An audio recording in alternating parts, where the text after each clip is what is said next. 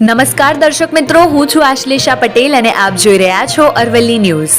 અરવલ્લી જિલ્લા સહિત ગુજરાતમાં શ્રદ્ધાળુઓના આસ્થાનું કેન્દ્ર બનેલા મોડાસાના સાકરિયા ગામના સ્વયંભૂ શ્રી ભીડભંજન હનુમાન મંદિરના મુખ્ય પ્રવેશ દ્વાર માટે સાકરિયા ગામના દાતાશ્રી જોઈતાભાઈ જયસિંહભાઈ પટેલે 35 લાખ એકનું દાન સમર્પિત કરતા પ્રવેશ દ્વારનું શાસ્ત્રોક્ત વિધિ અનુસાર મુખ્ય પ્રવેશ દ્વારનું ખાતમુહૂર્ત કરવામાં આવ્યું। અરવલ્લી જિલ્લાનું લોક આસ્થા કેન્દ્ર ગણાતું સ્વયંભૂ સુતા હનુમાનજીનું મંદિર હાલ પવિત્ર પથ્થર પર ભવ્ય નવનિર્માણ હેઠળ છે। મંદિરના પુનઃનિર્માણમાં સાકરિયાના ગ્રામજનો તથા શ્રદ્ધાળુ દાતાઓ યથાશક્તિ સહકાર આપી રહ્યા છે।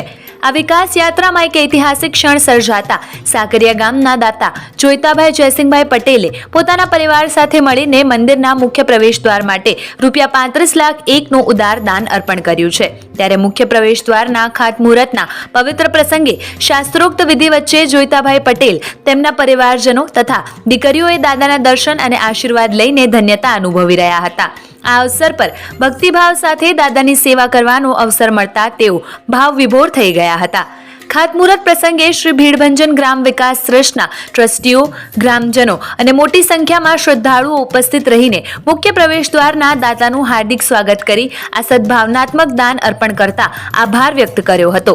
મુખ્ય પ્રવેશ દ્વારના દાતા જોઈતાભાઈ પટેલે અને પરિવારજનોએ જણાવ્યું કે દાદાની પ્રેરણાથી જ અમને આ પવિત્ર કાર્ય કરવાનો અવસર મળ્યો છે। આ કાર્ય અમારે માટે માત્ર સેવા જ નહીં પણ પરિવાર માટે ગૌરવ અને સૌભાગ્ય પ્રાપ્ત થયું છે। આ દાન સાથે મંદિરના મુખ્ય પ્રવેશ દ્વારના નિર્માણ કાર્યના શ્રી ગણેશ થયો છે, જે આવનારા સમયમાં ભક્તોની સુવિધા અને મંદિરની ભવ્યતામાં મહત્વપૂર્ણ યોગદાન આપશે। વૈભવ રાઠોડ, અરવલ્લી ન્યૂઝ, મોડાસા।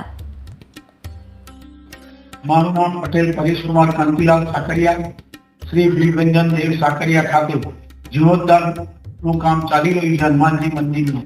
એમાં મુખ્ય ગેટ બનાવવાનું પણ આયોજન થયેલ।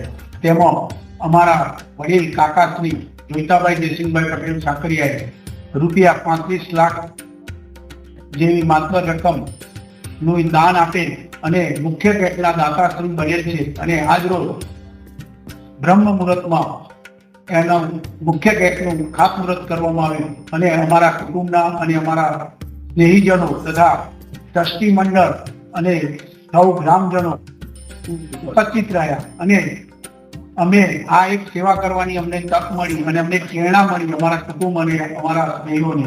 એ બદલ હું આપ સૌનો આભારી છું।